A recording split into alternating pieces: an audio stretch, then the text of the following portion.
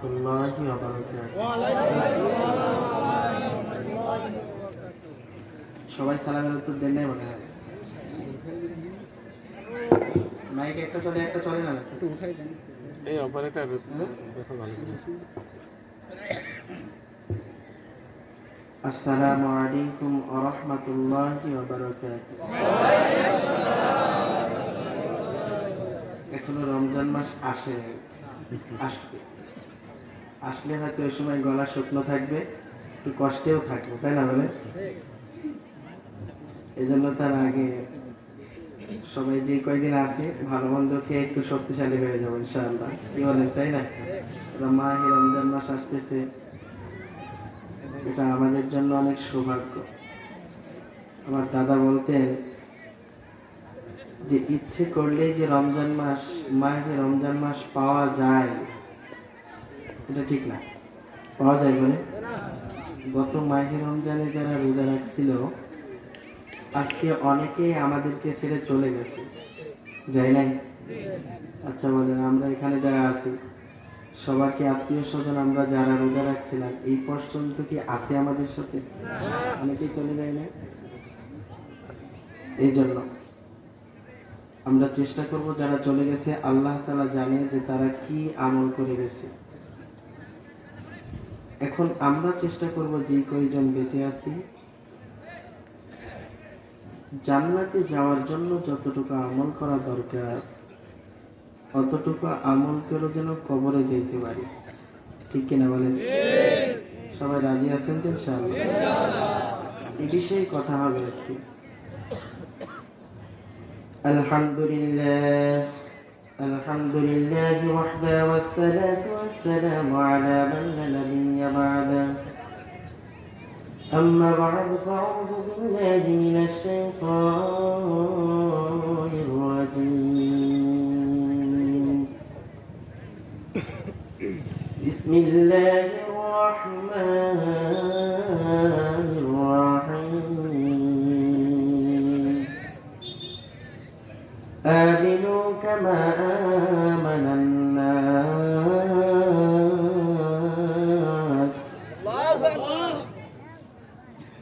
إلى آخر الآية. وقال النبي صلى الله عليه وسلم لا يؤمن أحدكم حتى أكون أحب إليه من ولده وولده والناس أجمعين. وقال عليه الصلاة والسلام نحن على ذلك من الشاهدين والشاكرين والحمد لله رب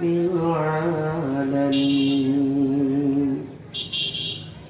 بلغ على بكماله كشف الدجى بجماله حسنت جميع خصاله صلوا عليه وسلموا تسليما. সবাই একবার দুরূদ শরীফ পড়ি, যে দুরূদ শরীফ আমরা নামাজের ভিতরে পড়ে থাকি। আল্লাহুম্মা সাল্লি আলা মুহাম্মাদিন ওয়া আলা আলি মুহাম্মাদ কামা সাল্লাইতা আলা ইব্রাহিম ওয়া আলা ইব্রাহিম ইন্নাকা হামিদুম মাজিদ. আল্লাহুম্মা বারিক আলা মুহাম্মাদিন ওয়া আলা আলি মুহাম্মাদ كما باركت على إبراهيم وعلى آل إبراهيم إنك حميد مجيد. لا إله إلا الله لا إله لا إله إلا الله لا إله জবান খুলে বলেন لا إله إلا الله لا إله إلا الله لا إله إلا الله لا إله إلا الله لا إله إلا الله لا إله إلا الله لا إله إلا الله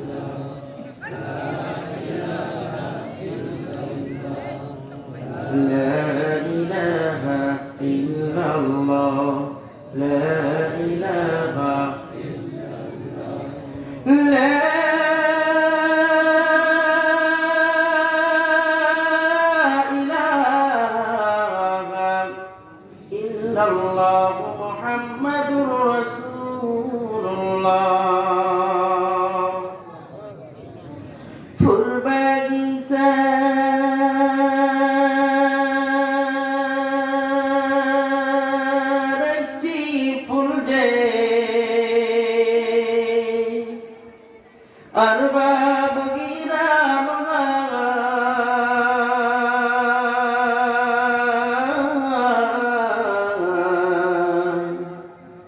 ফুলটি ছিল अरबाब गिराम ইমাম ফিলে ঠিক না বলে আজকে এটা ফুলের বাগান না ফুল বাগিচা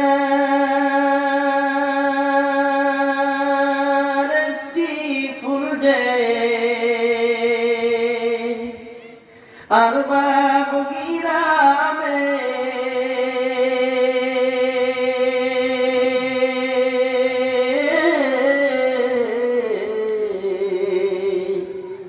ফুলটি ছিল अरबाब गिराम ইমাম ফিলেতে সেই ফুলেরই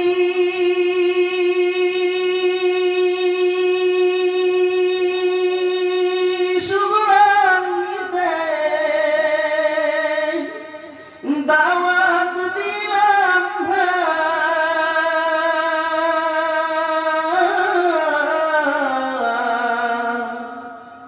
ফুলটি ছিল अरबाब गिराम ইমাম ফিলে এই ফুলেরই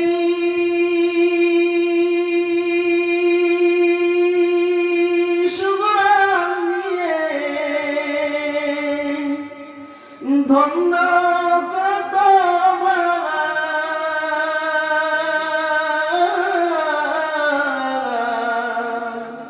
ফুলটি ছিল अरबाब गिराम ইমাম ফিলে ঠিক না বলেন না এই ফুলের সুঘ্রাণ নিয়ে বহু মানুষ আল্লাহ তাআলার কাছে কবুলিয়াত অর্জন করেছেন বলেন সুবহানাল্লাহ ফুল বাগিচার একটি ফুল যে अरबाब गिराम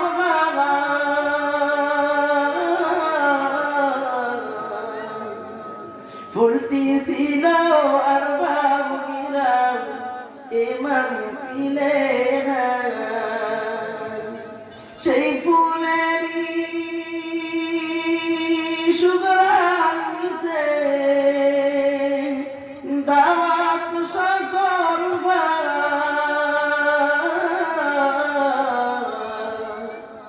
ফুলটি ছিল ইমাম ফিলে মধ্যখানে ঠিক কিনা বলেন না সবাইকে দাওয়াত দিয়ে দিলাম আল্লাহ তাআলা সকলকে যারা এদিক ওদিকে ঘোরাফেরা করতেছেন দোকান বাজার বন্দরে আল্লাহ তাআলা সকলকে এই মাহফিলের প্যান্ডেলে কবুল করুন সকলে বলেন আমিন अरबाब हिलफुल फुजुल जुम समाज इंतजामी कमिटिर उद्योगे 17তম তাফসীরুল কোরআন মাহফিলের আজকের প্রধান অতিথি জনাব মোহাম্মদ ইসহাক আলী সাহেব চেয়ারম্যান আল্লাহ তাআলা ওনার হায়াতকে বাড়ায় দিন সকলে বলেন আমিন এত ব্যস্ততার ভিতরেও উনি আমাদেরকে কিছু সময় যে উপহার দিয়েছেন এই জন্য শুকরিয়া আদায় করে বলি আলহামদুলিল্লাহ আমাদের দ্বিতীয় মেহমান ছিলেন হাফেজ হযরত মাওলানা মোহাম্মদ মিজানুর রহমান নাটোরি সাহেব উনি খুব ভালো মানুষ আল্লাহ তাআলা ওনার হায়াতকে বাড়ায় দিন দ্বীনের জন্য কবুল করুন তৃতীয় মেহমান ছিলেন হাফেজ হযরত মাওলানা জালালউদ্দিন সাহেব আল্লাহ তাআলা ওনাকেও কবুল করুন সকলে বলেন আমিন আজকের মাহফিলের সম্মানিত সভাপতি সাহেব বিশেষ অতিথি প্রধান অতিথি পরিচালক আমার সামনে বসা বিভিন্ন গ্রাম থেকে আগত দিন দরদি ভাইরা পর্দার আড়ালের মা ও বোনেরা সকলকে জানাই আমার অন্তরস্থল থেকে মোবারকবাদ ও সালাম আসসালামু আলাইকুম ওয়া রাহমাতুল্লাহি ওয়া বারাকাতুহু এই কন্যারের ভাইরা সালামের উত্তর দেয় না আমার পুরো রাগ আছে নাকি আপনাদের ইতিপূর্বে তো আপনাদের সাথে মনে হয় খুব একটা দেখা নাই তার মানে রাগও নাই আমিও আপনাদের তেমন কিছু বলবো না আপনারাও আমার উপরে তেমন একটা রাগ করবেন না কারণ আমি আপনার পাকা ধানে মই দেব না আজকের পরে আমি চলে যাব আর কোনোদিন দেখা হবে কিনা উপরওয়ালাই জানে তবে চেষ্টা করব দিন কিছু আলোচনা করার আলোচনার আগে প্রাসঙ্গিক কিছু কথা বলে নেওয়া ভালো আমরা এখানে মানুষ চেয়ারম্যান সাহেব সুন্দর একটা কথা বলে দিয়েছে যে মুসলমান না হইয়া মরিও না। কি করো না? আল্লাহ তাআলা কোরআনের মধ্যে বলছেন তো, ওয়ালা তামুতুন্না ইল্লা ওয়া আনতুম মুসলিমুন। ইয়া আইয়ুহাল্লাযীনা আমানুত্তাকুল্লাহ হাক্কা তুকাতিহি। বান্দা তুমি যদি কাউকে ভয় করো তাহলে আমি আল্লাহকে করো। সুবহানাল্লাহ। ওয়ালা তামুতুন্না ইল্লা ওয়া আনতুম মুসলিমুন।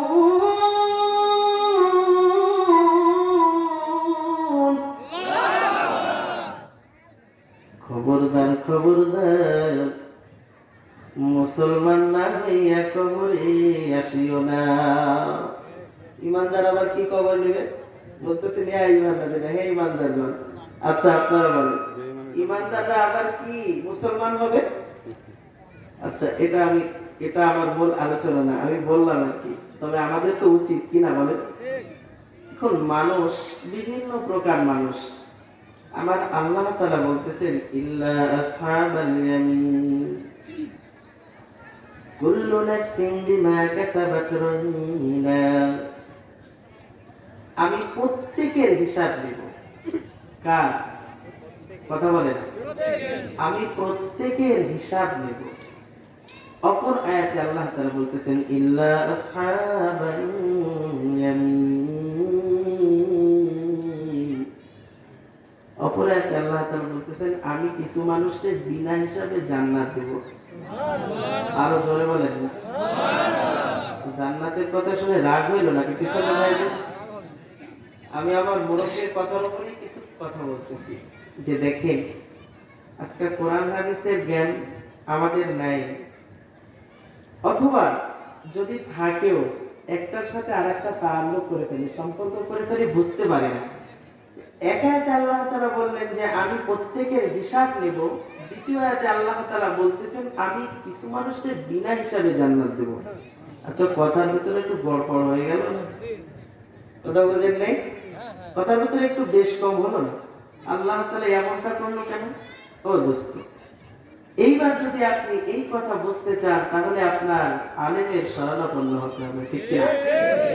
আরো জোরে বলেন না, ঠিক কি না? এইটা বোঝার জন্য অপর একটা আয়াতকে টান দিয়ে নিয়ে আসতে হবে।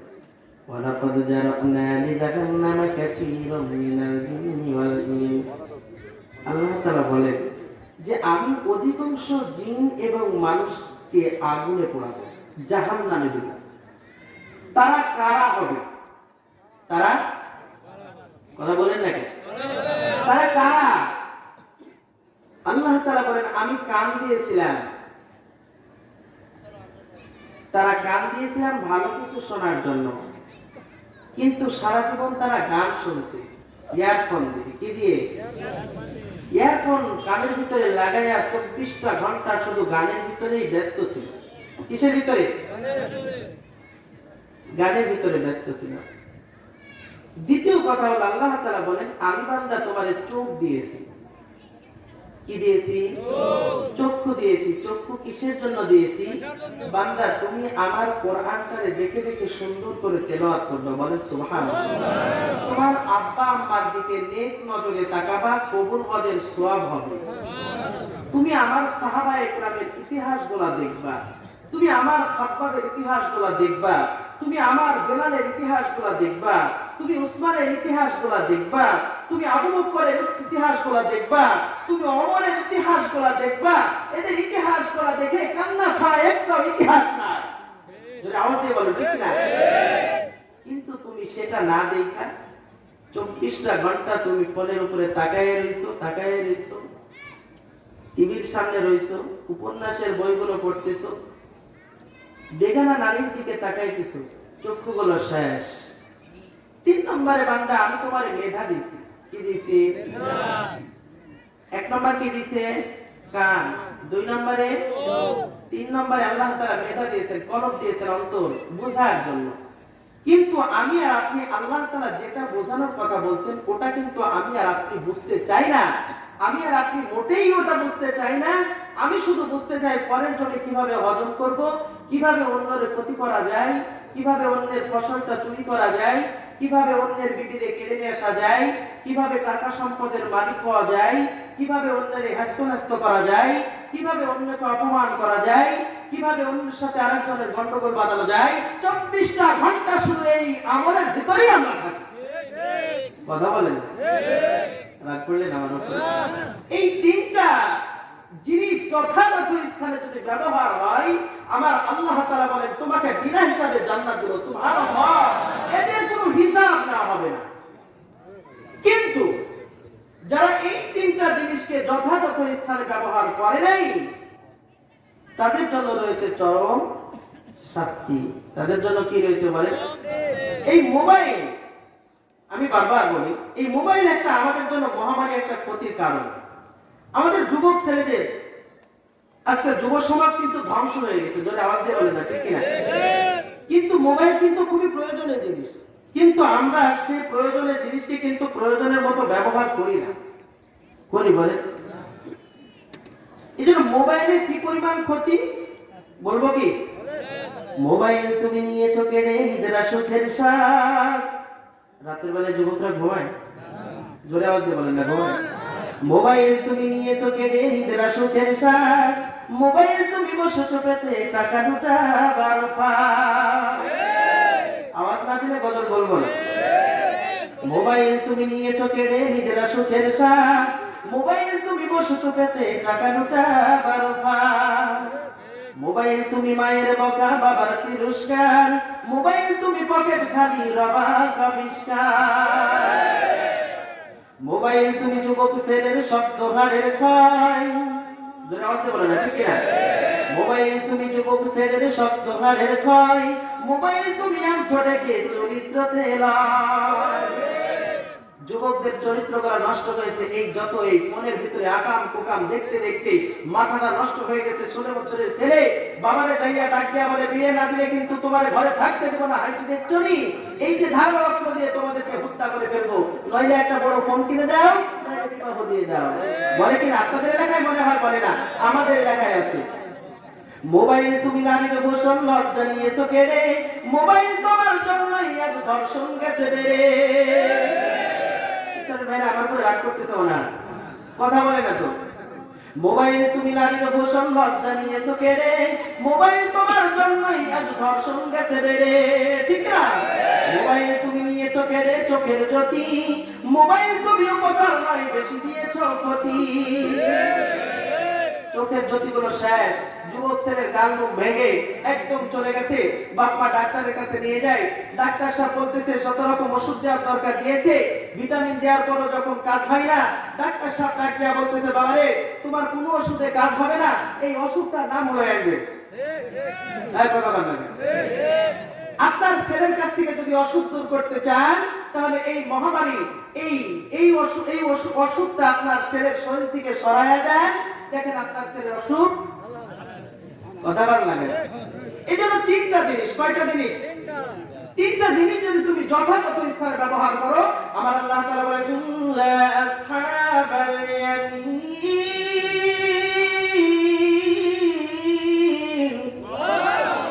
আমি বান্দা তোমাকে বিনা হিসাবে জান্নাত দিয়ে দেব। বান্দা তুমি যদি তিনটা স্থান যথাযথ স্থানে ব্যবহার করো, তিনটা জিনিস তোমার যেখানে ব্যবহার করার কথা বলা হয়েছে,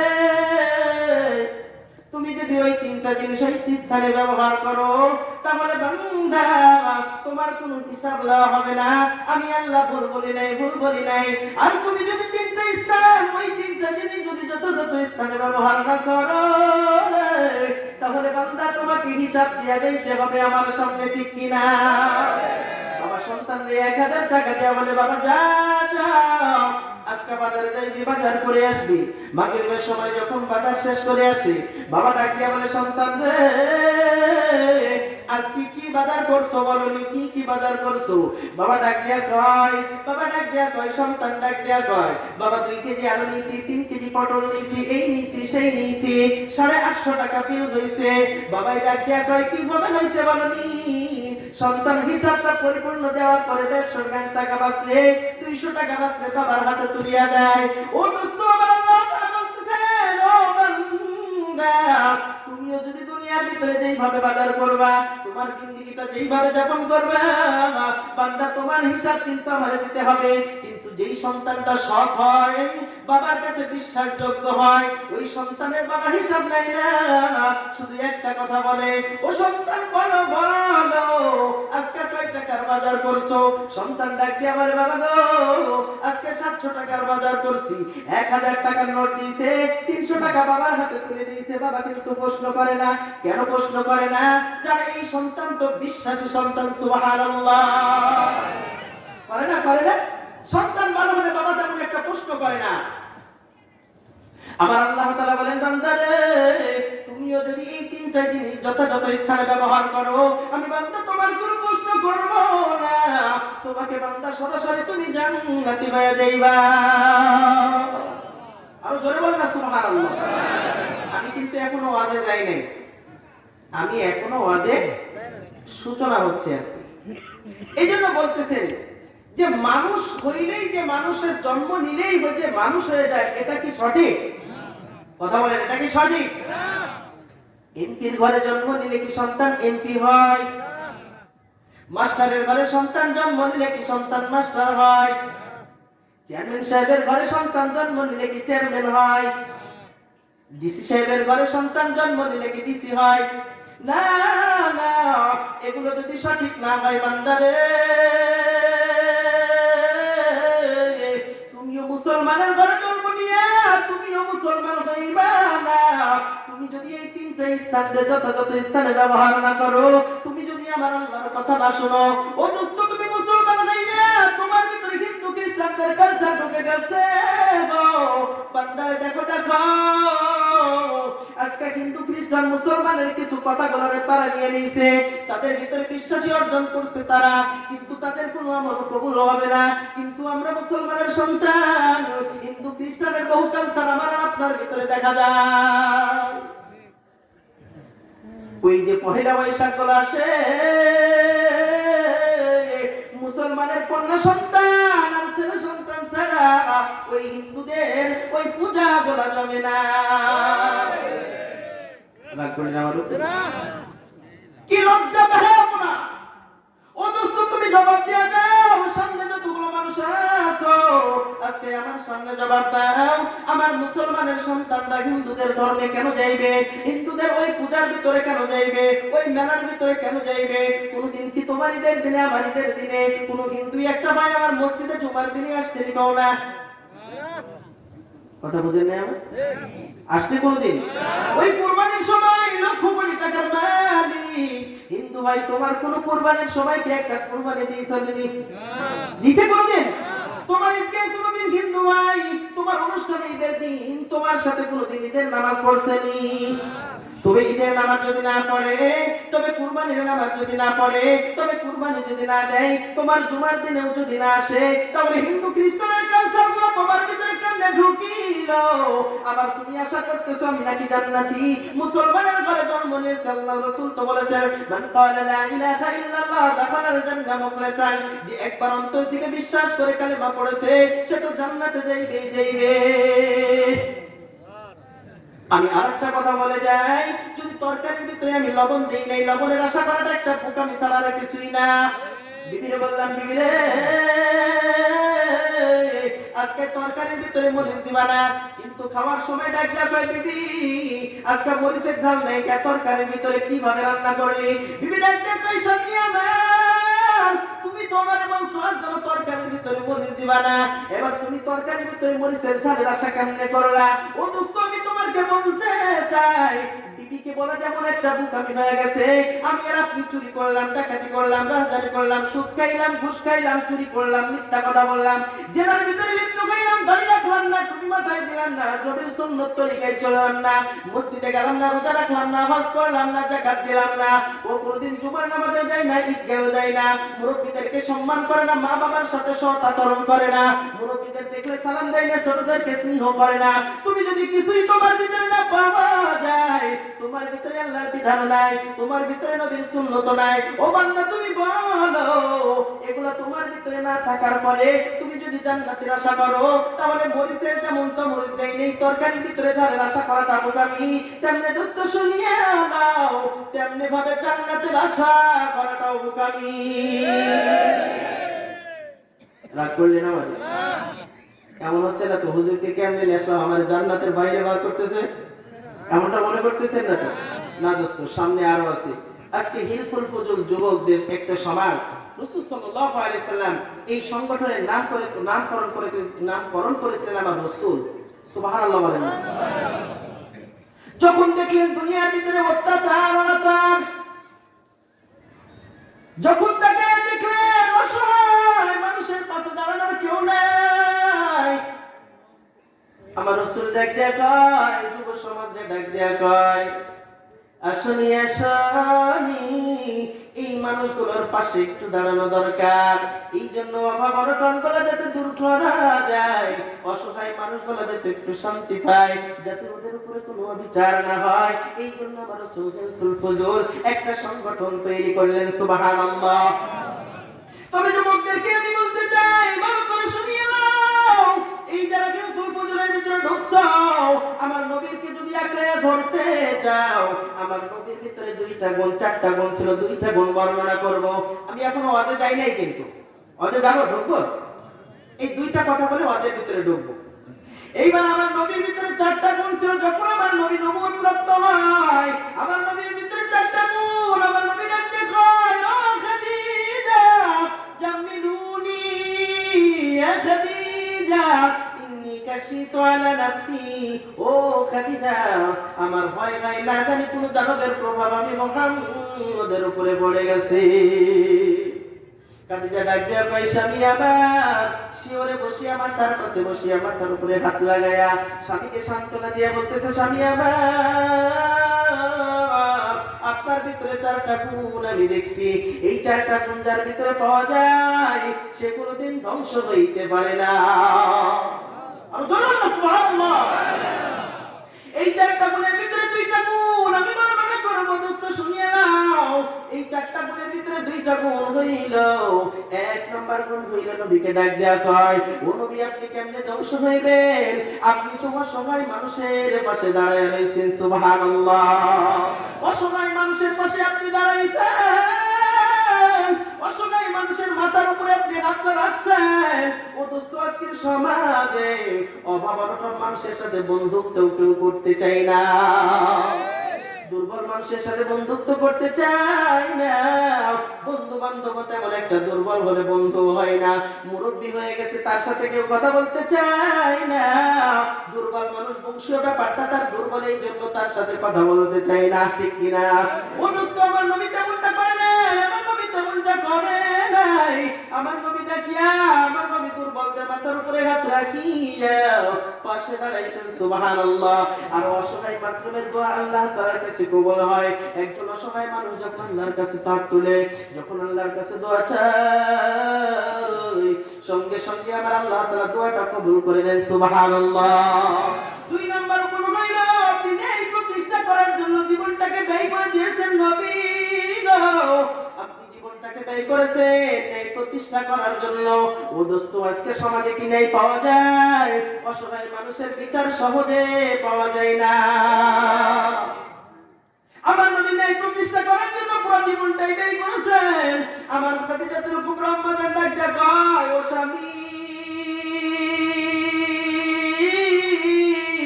ও স্বামী আমার, আপনার ভিতরে চারটা গুণের দুইটা গুণ আমি পাইছি। এই দুইটা গুণ যে প্রতিষ্ঠা করার জন্য জীবনটা ব্যয় করেছেন, সে কোনোদিন ধ্বংস হইতে পারে না। সুবহানাল্লাহ। আজকে সমাজের ভিতরে ডাক্তারের কাছে আপনি গেছেন, ডাক্তার সাহেব করোনার পরীক্ষা করেছে, 10,000 টাকা লাগবে, আপনি 5,000 টাকা দিয়েছেন, পজিটিভ তাহলে নেগেটিভ বানাই দিয়েছে, ঠিক কিনা? লাশ ঘরের ভিতরে রাখছে, লাশ তো আইসিইউর ভিতরে মারা গেছে, তারপর তিনি 1 লক্ষ টাকা আইসিইউতে দিতে হবে। এই জন্য ডাক্তার সাহেব টাকার কারণে, ও দোস্ত টাকা পাওয়ার কারণে মরা মানুষও বলে এখনো তোমার বাবা বেঁচে আছে, প্রতিদিন তোমার 1 লক্ষ টাকা করে লাগবে। আপনি কি তাদেরকেও মানুষ বলবেন নি? আপনারা কি তাদেরকেও মানুষ বলবেন? এই জামানার মানুষ গোলার মানুষ নাকি বলে, গরু ঘোড়া ধর্মানায় গাইনার মতো চলে। আর বলবো না, আপনারা স্লোগান দিতেছেন না। এই জামানার মানুষ গোলার মানুষ নাকি বলে, গরু ঘোড়া ধর্মানায় গাইনার মতো চলে। আমি কেন আইলাম রে এই জামানাতে মওলা, কেন আইলাম রে, আমি কেন আইলাম রে এই জামানাতে মওলা, কেন আইলাম রে? রাস্তাঘাটে চলে ওরা গলাগলি করে, চলাফেরা দেখলে ওদের মাথায় আগুন ধরে। আমি কেন আইলাম রে এই জামানাতে মওলা, কেন আইলাম রে, আমি কেন আইলাম রে এই জামানাতে মওলা, কেন আইলাম রে? টাকা দাও চাকরি হবে, টাকা নাই চাকরি নাই। যে যত বেশি টাকা দিতে পারিবে, 10 লক্ষ টাকা দাও তুমি চাকরি হবে। কই তোমার থেকে যদি আর 5 লাখ কেউ বেশি দেয়, তোমার চাকরি নট হয়ে গেছে, তুমি ছাত্র খারাপ, ঠিক কি না? গরিব মানুষের সন্তান মেধাবী যদিও হয়, তবুও তার চাকরি সহজে হয় না। এই সমাজকে আপনি সমাজ বলবেন? আল্লাহ তাআলা আমাদের সুসমাজ তৈরি করুক, সকলে বলেন আমিন। প্রাসঙ্গিক কথা শেষ, আলোচনায় আসা যাক, কি বলেন? আমি একটা আয়াত পড়েছি, আমিনু কামা আমানান নাস, আমিনু কামা আমানান নাস, ঈমান আনো সাহাবায়ে কেরামের মতো ঈমান। কার মতো? কথা বলে না, কার মতো? সাহাবায়ে কেরামের জীবন কেমন ছিল জানতে চান? আমাদের জীবনটাই বা কেমন ছিল? ও দোস্ত, জন্মের আগেই নিয়াত করে ফেলাই সন্তানরে ডাক্তার বানাইবো। সন্তান এখনো হয় নাই, সন্তান গর্ভের ভিতরে আছে, এই সন্তানের জন্য দোয়া করে আল্লাহ, সন্তান যদিও একটা দাও যেন ডাক্তার হইতে পারে। এই দোয়া করেন আল্লাহ, আমার জানাজার নামাজটা যেন আমার সন্তান পড়ায়। তবে আমি নিষেধ করি না, তাই ইচ্ছা তাই করো, যে ভার্সিটিতে পড়ার ইচ্ছা পড়ো, কোনো সমস্যা নাই। আজকে ভার্সিটির ভিতরে বহু ছাত্র আছে, ওই সমস্ত ছাত্ররা আমাদের চাইতেও আল্লাহওয়ালা, 24টা ঘন্টা মাথার ভিতরে পাগড়ি লাগায় রাখে। বিদেশি জামাত আসলে তাদের সাথে আরবের দোভাষী হয়ে গ্রাম গ্রাম ঘুরে বেড়ায়, ঠিক কিনা? তবে ডাক্তার একজন খারাপ হলে সবাইকে গালি দেওয়া যাবে না। একজন ডাক্তার খারাপ, অপরজন 5 ওয়াক্ত নামাজ তাহাজ্জুদ সদি পড়ে, ঠিক কিনা? কথা বলে না কেন? কথা বলেন না, ঠিক কিনা? এক ডাক্তারকে খারাপ দেখে সবাইকে খারাপ বলা যাবে না। ও দোস্ত, ঈমান আনবো কার মতো? সাহাবায়ে কেরামের মতো ঈমান আনো। অর্ধজাহানের খলিফাতুল মুসলিমিন হইলেন ওমর। কে? নাম শুনছেন আপনারা কোনদিন? পিছনের বাইরে নাম শুনেই নাই কোনদিন। ওমরের নাম শুনছেন কোনদিন? কথা বলেন না তো। হযরত ওমর অর্ধজাহানের খলিফাতুল মুসলিমিন হইলেন ওমর। 13 বছর দাওয়াত দেওয়ার পরে আবু জাহেল কালেমা পড়লো না। ওমর ইবনে খাত্তাব নবীর গলায় ছুরি বাজাইতে যাইয়া কালেমা পড়ে মুসলমান হয়ে গেছে। সুবহানাল্লাহ। আর জোরে বলেন না সুবহানাল্লাহ। এই ওমর, ও দোস্ত, ঈমান থাকবে কখন? সাহাবায়ে কেরামের ঈমান বড় মজবুত। সাহাবায়ে কেরাম ডাক দেখায়, জীবন গেলে ইমান ছাড়বো না।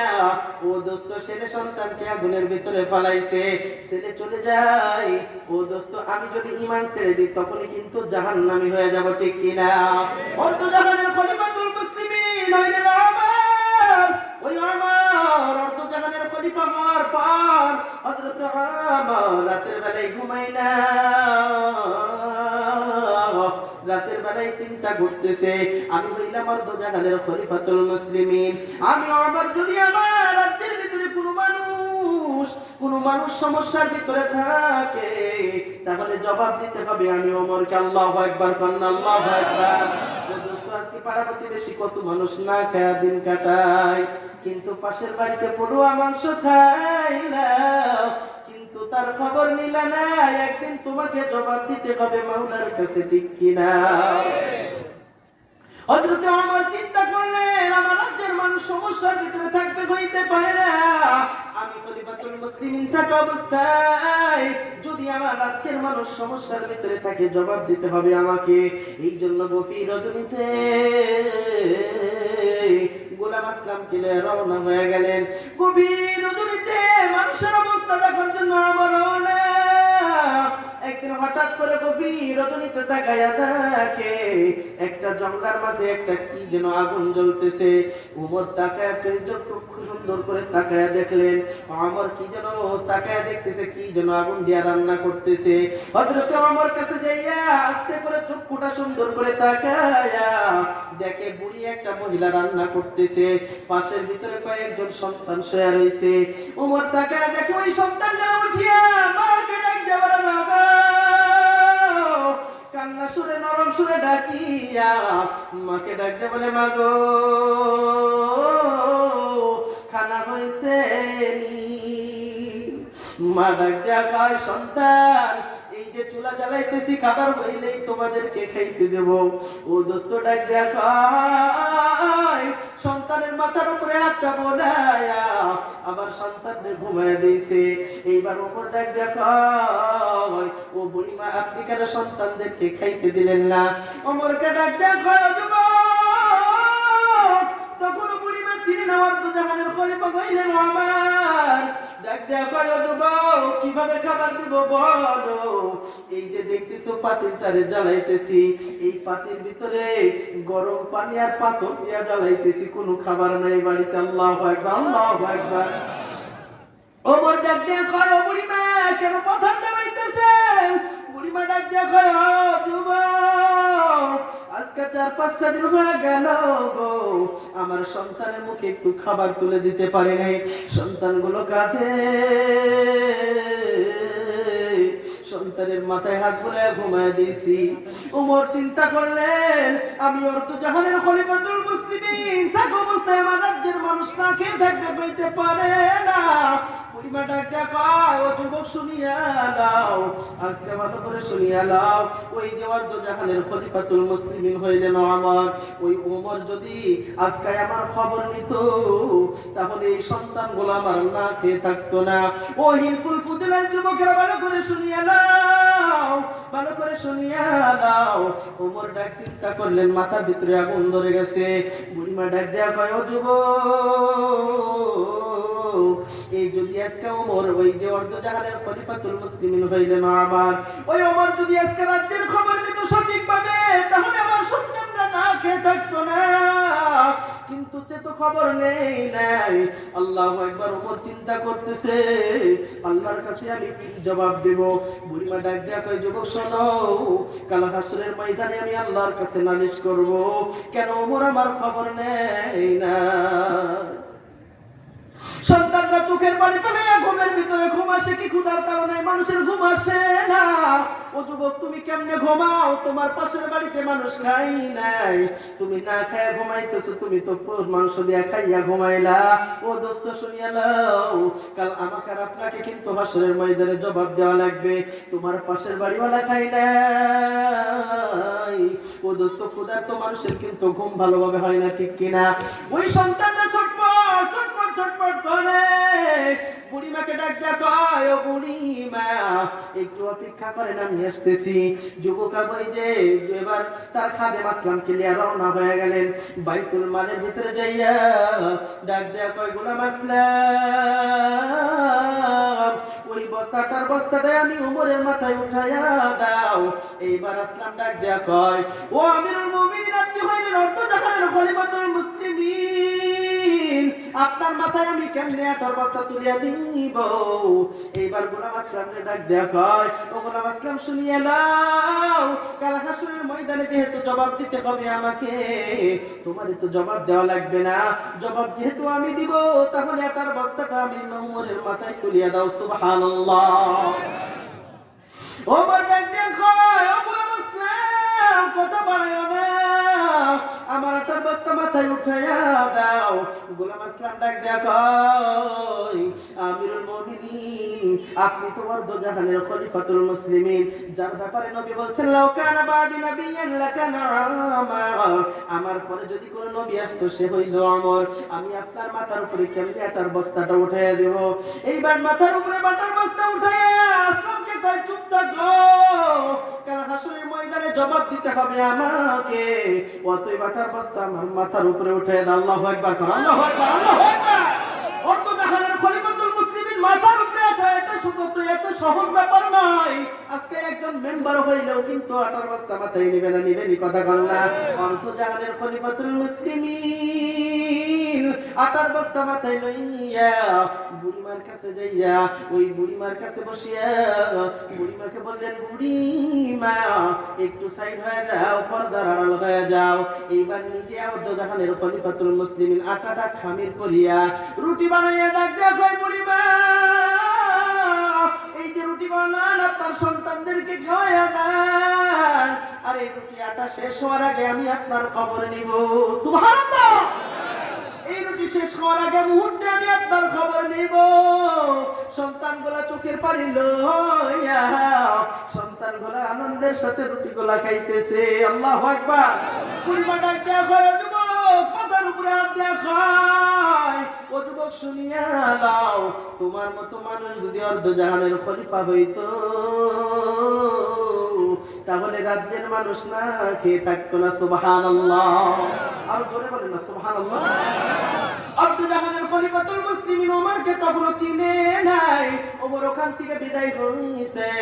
বুড়িমাকে ডাক দেয়া বললেন, বুড়িমা এই এটা শেষ হওয়ার আগ মুহূর্তে আমি আপনার খবর নেব। বুড়িমা এখান থেকে এই মেলাটা যখন শেষ হয়ে গেছে, এইবার ওমর খবর নিছে, একজনকে ডাকতে বলেছে, যাও যাও ওই বুড়িমারে ডাক দিয়ে নিয়ে আসো। বুড়িমাকে যখন ডাকছে, কয় রাজামশাই আপনারে ডাকতেছে।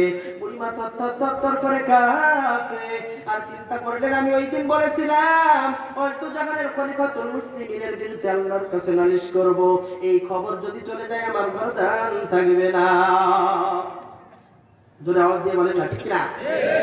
যদি আপনাদের এখানকার এমপি সাহেবের বিরুদ্ধে আপনি কথা বলেন, এমপি সাহেব যদি আপনারে ডাক দেয়, আপনার কেমন হবে? না জানি কি হলো আজকে বলে নিস্তারা নাই, ঠিক কি না? অর্ধজাহানের খলিফাতুল মুসলিমিন বুড়িমাকে ডাক দিয়া, বুড়িমাকে যখন ডাকছে, বুড়িমা থর করে কাঁপে, মসজিদে নববীর পাশে দাঁড়ায়া রইছে। এইবার উকি দিয়া তাকায় দেখে, ওই দিন যে যুবক রুটি খামির করিয়া রুটি বানাই দিয়েছে, ওই যুবকই তো সিংহাসনে বসিয়া রইছে। সুবহানাল্লাহ। বুড়িমা থর করে কাঁপতেছে আর চিন্তা করতেছে, কার সামনে কি বললাম, আজকে বুঝি আমার ফাঁসি হয়ে যাবে। উমর ডাক দেয়া কয়, ও বুড়িমা কোনো ভয় নাই, সামনের দিকে আগায় আসেন। এইবার হযরত ওমর মাথার পাগড়িটা খুলিয়া এক মাথা গলার সাথে পেঁচায়া অপর মাথা বুড়িমার হাতে দিয়া বুড়িমাকে ডাক দেয়া বলেন, বুড়িমা আজকে আপনার যা মনে চায় আমারে সাজা দিতে পারেন। আপনি যদি চান তাহলে আজকে আমার গলায় রশি বাঁধিয়া আপনি আমারে ফাঁসি দিয়া দিবেন। কিন্তু কাল হাসরের ময়দানে আল্লাহর সামনে আপনি যদি নালিশ করেন আমি ওমরের কোনো উপায় থাকবে না। ও দোস্ত 10 জন ব্যক্তি জান্নাতের সার্টিফিকেট পেয়েছিল, তার ভিতরে ওমর কি বাদ নাকি? জোরে কন্যা বাদ নাকি? এত যে কিছু পাওয়ার পর জান্নাতের সার্টিফিকেট পাওয়ার পরও কত ভয়। বুড়িমা ডাক দিয়া কয়, ও যুবক তোমারই আমি ক্ষমা করে দিলাম। সুবহানাল্লাহ। ও দোস্ত ভাই, একজন জাহানের খলিফাতুল মুসলিমিন যার জান্নাতের সার্টিফিকেট পেয়ে গেছে, ওই জান্নাতের সার্টিফিকেট পাওয়ার পর কত ভয়, কত ভয়। তাকে জিজ্ঞেস করা হয়েছিল, আপনি কেন এত কাঁদেন? আপনি তো জান্নাতের সার্টিফিকেট পেয়ে গেছেন। ডাক দেয়া ভাই, এটাই তো জীবনের সবচেয়ে বড় ভয়। আমি জান্নাতের সার্টিফিকেট পেয়েছি, এইটাই তো জীবনের বড় ভয়। ঈদের নামাজ পড়িয়া সকল মানুষ বেড়াইতে গেছে, ওমর ঘরের দরজাটা বন্ধ করিয়া, ওই দরজা বন্ধ করিয়া ঘরের ভিতরে গুনগুন করিয়া কান্দে, আল্লাহর কাছে জিকির করে আর চোখের পানি ফেলাইয়া কাঁদে। ডাক দেয়া ভাই আমার, আপনি তো জান্নাতের সার্টিফিকেট পেয়ে গেছেন গো, আপনি কেন এত কাঁদতেছেন? ঈদের দিনে সকল মানুষ আনন্দ করতেছে।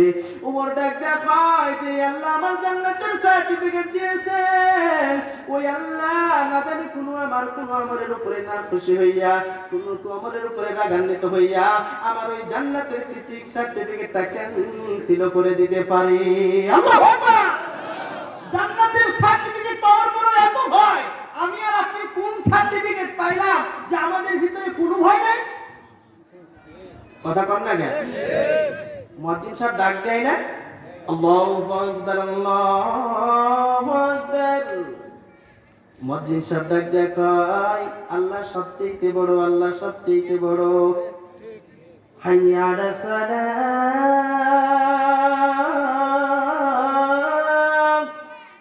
আসো আসো কল্যাণের দিকে আসো। ডাক দেয় না? আমি আর আপনি চাই স্থলে বসিয়া আড্ডা মারতে থাকি, তাহলে বোঝা গেল নামাজের চাইতে আড্ডা মারার দামটা আমার কাছে বেশি। মুয়াজ্জিন সাহেব ফজরের সময় আযান দেয়া কয়, আসসালাতু খায়রুম মিনান নাওম, ঘুম হইতে নামাজ উত্তম।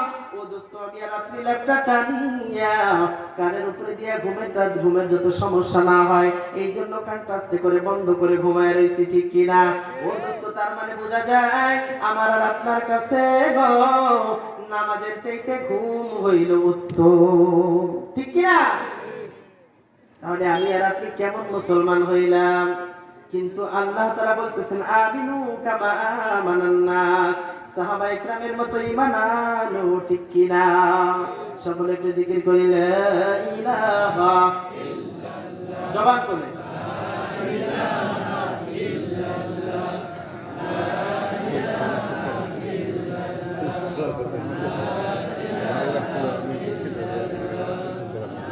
লা ইলাহা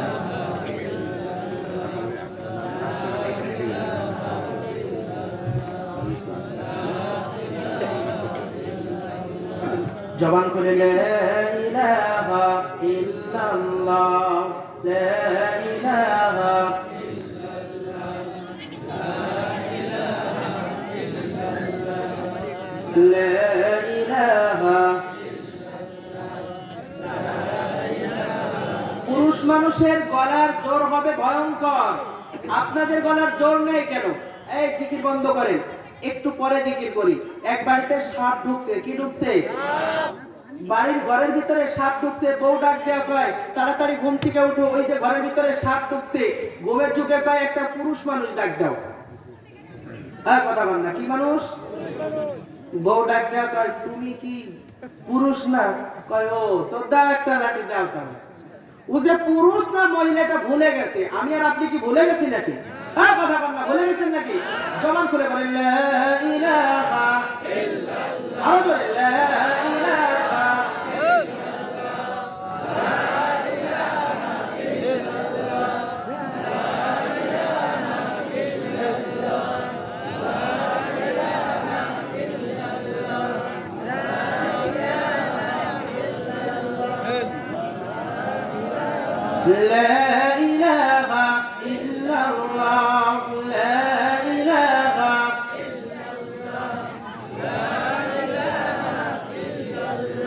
لا إله لا إله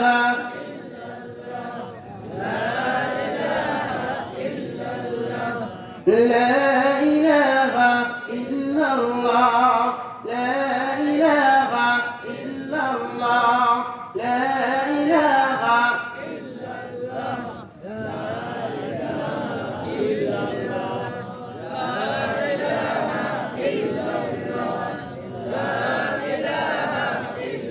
لا إله لا إله إلا الله محمد رسول الله صلى الله কে কে আল্লাহকে পাইতে চান হাত তুলে দেখান তো নারে তাকবীর নারে তাকবীর নারে তাকবীর আমার দয়াল মাওলা রে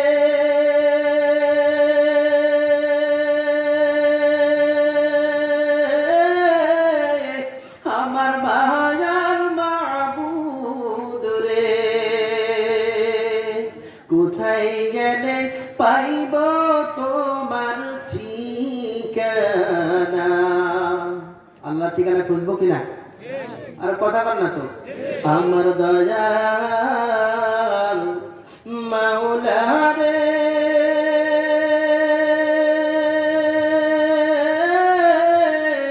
আমার মায়ার মাবুদ রে কোথায় গেলে পাইব তোমার ঠিকানা তোমার বুঝি আমি পাইলাম না আর একটু বলবো তোমাকে পাইবার আসে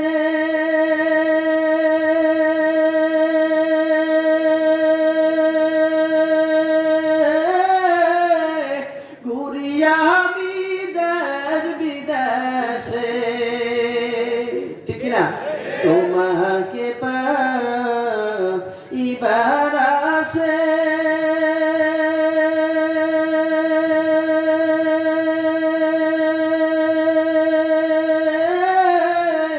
ঘুরিয়া আমি দেশ বিদেশে মাহফিলের ময়দানে করলাম বিছানা ঠিক কিনা আল্লাহকে পাওয়ার জন্য আসি না এখানে যারা আসছি আমরা অন্য কিছু পাওয়ার জন্য আসছি নাকি একজনা উঠবেন না এখান থেকে আল্লাহকে পাওয়ার জন্য যখন আসছি দোয়া না করে কেউ যাবেন নাকি আমার দয়াল মাওলা রে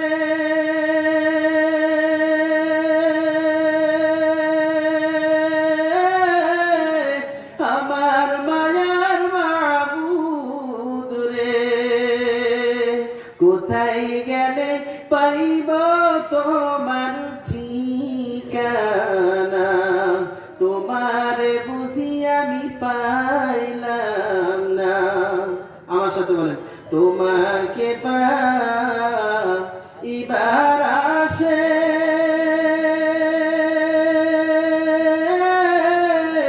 হাত দিলাম আমি পীরের হাতে পার পাবো কি জানতে মনের বাসনা তোমার বুঝি আমি পাইলাম না ঠিক না সকলে একটু জিকির করেন লা ইলাহা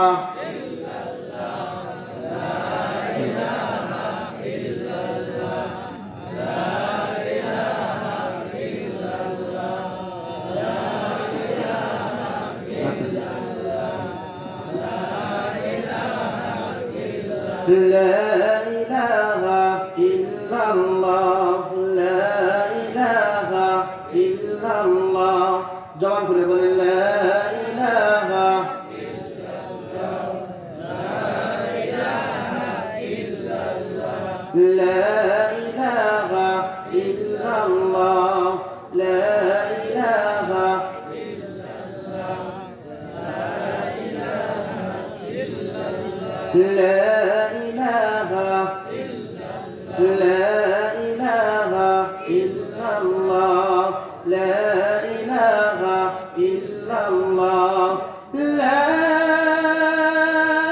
إله إلا الله محمد رسول الله صلى الله عليه وسلم ও দোস্ত আমরা সবচেয়ে উত্তম কি বলেন না আমার আল্লাহ তাআলার মনোনীত ধর্ম হলো ইসলাম ইন্নাদ দীনা ইনদাল্লাহিল ইসলাম আল্লাহ তাআলার মনোনীত ধর্ম হলো ইসলাম এই ইসলাম ধর্মের ভিতরে আমরা আছি খুশি না বাজার এই ইসলাম ধর্মের ভিতরে আল্লাহ তাআলা আমাদেরকে রাখছেন আল্লাহ তাআলার মনোনীত ধর্ম হলো ইসলাম ওই ইসলামের ভিতরে আমরা থাকলে খুশি না বাজার ইন্না আকরামাকুম ইনদাল্লাহি আতকাকুম আল্লাহ তাআলা বলতেছেন ইন্না আকরামাকুম ইনদাল্লাহি আতকাকুম আমার নিকটে সবচেয়ে পছন্দের মানুষ হলো মুত্তাকি কারা কারা মুত্তাকি ও দোস্ত আল্লাহ তাআলা বলেন এই সবচেয়ে যার সুন্দর চেহারা সে আমার নিকটবর্তী কথা বলছেন নাকি ইন্না আকরামাকুম ইনদাল্লাহি আতকাকুম ইল্লাল্লাহু আকবার আল্লাহু আকবার আল্লাহ তাআলা এই কথা বলেন এই দুনিয়ার ভিতরে যার বংশ ব্যাপার সে আমার কাছে দামি যার সবচেয়ে চেহারা সুন্দর সে আমার কাছে দামি যার সবচেয়ে টাকা পয়সা বেশি সে আমার কাছে দামি আল্লাহ তাআলা বলতেছেন সবচেয়ে যে দামি ওই ব্যক্তি আমার কাছে যে হইল মুত্তাকি সে কি বলে যে হইল মুত্তাকি যার আমল আছে পরহেজগার সে হইল আমার কাছে সবচেয়ে দামি আজকে শেষ করে দেব সবাই তো বলতেছেন আজকে শেষ করে দেব কথা বললে যদি বলেন দোয়া করে দেন তাহলে দোয়া করে দেব আমার কথা যদি ভালো না লাগে তাহলে আপনারা যে কোনো একজন আমাকে বলবেন হুজুর দোয়া করে দেন এক সেকেন্ড দেরি হবে না ইনশাআল্লাহ তৎক্ষণাৎ দোয়া করে দেব আমি কষ্ট করে কথা বলতেছি আপনারা যদি না শুনেন চলে যান মনোযোগ যদি না থাকে তাহলে আমার কষ্ট করে বলে কোনো লাভ হবে বলে মহিলাদের জন্য একটা ওয়াজ আছে কেউ চলে যাবেন না মহিলারা থাকবেন আপনাদের জন্য একটা ওয়াজ করে শেষ করব সবচেয়ে দামি আমার মহিলাদের ভিতরে ঈমান এনেছিলেন কষ্ট করেছিলেন এর নামটা কি বলেন তো আল্লাহু আকবার মুরব্বি বলেন আল্লাহ তাআলা আপনাকে দ্বীনের জন্য কবুল করুন বলেন আমিন সবচেয়ে ইসলামের জন্য কষ্ট করেছিলেন সুমাইয়া একজন মহিলা ও দোস্ত একজন মহিলা যদি এত কষ্ট করতে পারে তাহলে মুসলমান হইয়া যুবক সন্তানরা কেন পারবে না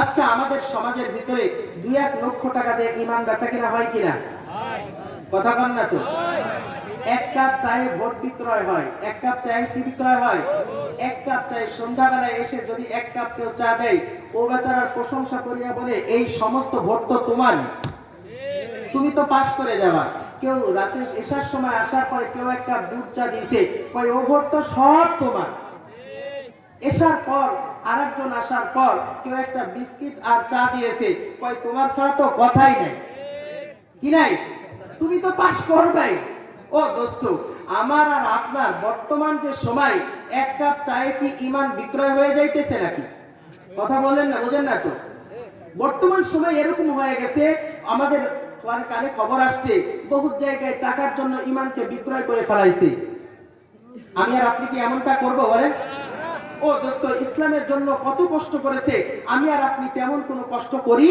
নাই আমাদেরকে নামাজ পড়তে আসলে কেউ বাধা দেয় না কেউ বাধা দেয় মসজিদে আসলে কেউ বাধা দেয় না ও দোস্ত কালেমা পড়ার কারণে ওমর ইবনুল খাত্তাব ডাক দিয়ে বলে খাব্বাব তুমি ইসলামের জন্য কি কষ্ট করেছো খাব্বাব ডাক দিয়ে বলতেছে তুমি কি কষ্ট করেছো আমার ওমর ডাক দিয়ে বলে আমি ইসলামের জন্য কষ্ট করেছি আমি ইসলামের জন্য কোনো কষ্টই করি নাই আমি বীরের মতো কালেমা পড়ে মুসলমান হয়েছি সুবহানাল্লাহ ওমর ডাক দিয়ে বলে খাব্বাব তুমি কি কষ্ট করেছো বলবো কি আমাদের তো কালেমা পড়ে মুসলমান হতে কষ্ট হয় না হইছে কি কিন্তু খাব্বাব রাদিয়াল্লাহু তাআলা আনহুকে জিজ্ঞেস করতেছে ও খাব্বাব তোমার ইসলাম গ্রহণ করার জন্য কি কষ্ট হয়েছে ওমর ডাক দিয়ে বলে খাব্বাব তুমি ইসলামের জন্য কি কষ্ট করেছো বলো ওমর ডাক দিয়ে কয় ও খাব্বাব বলো ইসলামের জন্য তুমি কি কষ্ট করেছো আমারে বলো খাব্বাব ডাক দিয়ে কয় জিহ্বাটা বাহির করে ডাক দেয়া কয় দেখো জিহ্বার ভিতরে গোশতের টুকরা দেখা যায়। ওমর ডাক দেয়া কয় খাব্বাব বলো ওই জিহ্বার ভিতরে তোমার টিউমার হয়েছে নাকি বলো।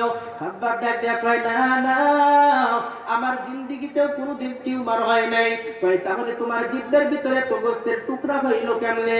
খাব্বাব ডাক দেয়া কয় ওমর শুনিয়া লও তুমি তো বীরের মতো কালেমা পড়ে মুসলমান হয়েছো, কিন্তু আমি যখন কালেমা পড়েছিলাম আমার বংশের লোকেরা আমারে ধরিয়া ওই জঙ্গলার মাছে টানিয়া ওই জঙ্গলার মাছে লইয়া তাজা কাটা আমার জিহ্বাটা টান দিয়া ধরিয়া ওই জিহ্বার ভিতরে তাজা কাটাগুলা ঢুকাইতেছে। আল্লাহু আকবার বলে। তাজা কাটাগুলা যখন আমার জিহ্বার ভিতরে ঢুকাইব আমার জিহ্বার ভিতরে যখন ঢুকাই আমার কষ্ট হয় রক্ত ঝরতেছে। আমি আল্লাহর কাছে দোয়া করেছিলাম মালিক এরা যত পরে আমারে কষ্ট দে কিন্তু তুমি আমার ঈমান যেন রাখতে পারে তৌফিক দিয়া দাও। এইবার জিহ্বার ভিতরে গোশত ওই কাটা হানতে আমার জিহ্বার ভিতরে টিউমারের গোশতের টুকরা হয়ে গেছে। এবার ডাক দেয়া কয় ওমর ডাক দেয়া কয় খাব্বাব তুমি কি এই কষ্টটুকু করেছো? খাব্বাব ডাক দেয়া কয় না ওমর না না আমি আর একটু কষ্ট করেছি। পিঠের জামাটা আস্তে করে তুলিয়া দিয়েছে, পিঠের গাছটুকু তুলে দেখে ওমর দেখে পিঠের ভিতরে কালো দাগ রয়ে গেছে গো। ওমর ডাক দেয়া কয় ও খাব্বাব তোমার পিঠের ভিতরে কি কুষ্ঠ রোগ হয়েছিল নি? ওমরকে ডাক দেয়া কয় আমার জিন্দেগিতে কোনোদিন কুষ্ঠ রোগ হয় নাই। কয় তাহলে তোমার পিঠের ভিতরে কিসের দাগ গো? এত দাগ তোমার কেমনে হয়েছে বলো? কয় তোমার শুনবানি ওই যে আমি যখন কালেমা পড়ে মুসলমান হয়েছিলাম বেধর্মীরা আমাকে ধরিয়া চার হাত পা দিয়া পিঠের নিচে আগুন জ্বালায় দিয়েছে। ওই আগুন জ্বলিয়া আমার পিঠের মাংস রক্তগুলা পড়িয়া আগুন গোলা নিভছে। আল্লাহু আকবার আল্লাহু আকবার। ওমর ডাক দেয়া কয় ও খাব্বাব তুমি এত কষ্ট করেছো ইসলামের জন্য তুমি কত কষ্ট করেছো। খাব্বাব ডাক দেয়া কয় আমি ওই সময় আল্লাহর কাছে দোয়া করেছিলাম মালিক তুমি আমার যত কষ্ট দেই দিক না কেন আমার যদি জীবন চলে যায় তারা বলতেছে খাব্বাব তুমি যদি কালেমা ছেড়ে দাও তোমাকে কান থেকে ছেড়ে দেওয়া হবে, তোমাকে আগুনে পোড়ানো হবে না। খাব্বাব ডাক দেয়া কয় ওরা আমার এত কষ্ট দিছে গাও পিঠের ভিতরে আগুন লাগাই আমার রক্ত আর মাংস পড়ে আগুন গোলা নিভে গেছে, কিন্তু আমি আল্লাহরে বলি নাই সুবহানাল্লাহ। ও দোস্ত আমার আর আপনারে কোন জিনিসে ভুলাইছে? মুয়াজ্জিন সাহেব আযান দিলে মসজিদের দিকে যায় না, মাহফিল হলে মাহফিলের প্যান্ডেলে বসতে মন চায় না, কোরআন তেলাওয়াত হলে শুনতে মনে চায় না, ভালো দিনী আলোচনা হইলে কোরআন শুনতে মনে চায় না, কোরআনের তেলাওয়াত শুনতে মজা লাগে না, নামাজ পড়তে মজা লাগে না, হজ করতে ভালো লাগে না, যাকাত দিতে ভালো লাগে না, রোজা রাখতে ভালো লাগে না, নামাজ পড়তে ভালো লাগে না। তোমাকে আর আমাকে কোন জিনিসে পাগল করছে গো? কোন জিনিসে তোমাকে আর আমাকে বাধা দেয়? আমি কি কালেমা পড়লে কেউ আমার জিহ্বার ভিতরে কাঁটা ঢোকাইছে নি? কও না কও জোরে বলেন না। কেউ ঢোকাইছে নি? কেউ আমার চার হাত পা বাঁধিয়া কেউ কি আমার পিঠের নিচে আগুন জ্বালাইয়া দিয়েছে? কেউ যদি আগুন না জ্বালাই দাও, কেউ তো আগুন জ্বালাই নাই, কেউ জিহ্বার ভিতরে কাঁটাও ঢোকায় নাই, তাহলে তোমরা বলো তাহলে কোন জিনিস আমাদেরকে দিনের পথ থেকে সরাইয়া দিতেছে, আল্লাহর পথ থেকে সরাইয়া দিতেছে, ঈমানগুলো নষ্ট হয়ে যাইতেছে, ইসলামকে ভুলে গেছি, পর্দাকে ভুলে গেছি। আজকের দিনের ভিতরে আমার পরিবেশের ভিতরে কোনো দিনই নাই, সবগুলো খ্রিস্টান বেধর্মী খ্রিস্টানদের কালচার চলে আসলো কেমনে? আসছে না কেমনে আসলো? কে আমার বাধা দিল গো? ওই সময় আবু জাহেলের মতো খারাপ মানুষ তো আমাদের সমাজের ভিতরে আসেনি? আছে? আমাদের এলাকায় কিছু আছে খাটাস মার্কা, আপনাদের এলাকায় আসেনি? নামাজ পড়তে গেলে বাধা দেয়নি, এখানে কেউ আছে? কোথাও দেয় না। বাংলার জমিনে নামাজ পড়তে গেলে কেউ বাধা দেয় না। তবে দিনের পর থেকে কেমনে সরে গেলাম আমি আর আপনি? ও দোস্ত জিহ্বার ভিতরে কাঁটাও কেউ ঢোকায় না, পিঠের ভিতরে আগুনে কেউ জ্বালায় না, তাহলে কেমনে সরে গেলাম দোস্ত? তাদের মতো আমরা কষ্ট করি নাই। আমার মনে হয় যদি আমরা তাদের মতো কষ্ট দিত তাহলে বহু আগে ঈমান চলে যেত। এটা পুরুষ মানুষের কথা বললাম, একটা মহিলা মানুষের ইতিহাস আপনাদেরকে বলে দোয়া করে দেবো ইনশাআল্লাহ। ও দোস্ত, সুমাইয়া নতুন মুসলমান হয়েছেন।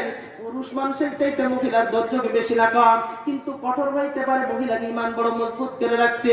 সুমাইয়া যখন কালেমা পড়ে মুসলমান হইছে গো, তোকে পর্দার মা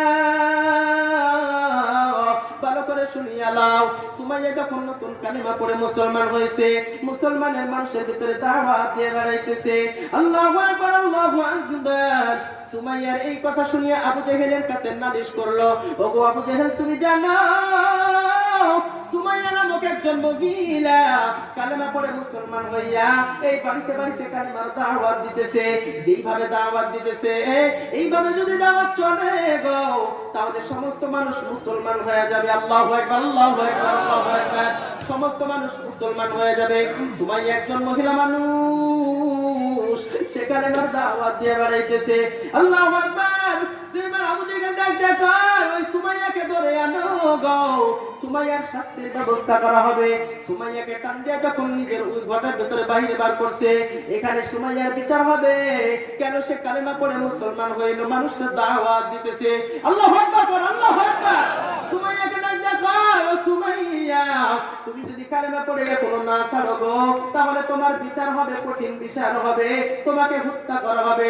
সুমাইয়া ডাক দেখো, আবু জেহেল শোন শোন, তুমি যদি আমার মেরেও ফেলো গো, তবু আমি কালেমা ছাড়বো না। সুবহানাল্লাহ, আল্লাহু আকবার বলেন, আল্লাহু আকবার। মহিলা মানুষ ঈমান কত মজবুত, আল্লাহু আকবার।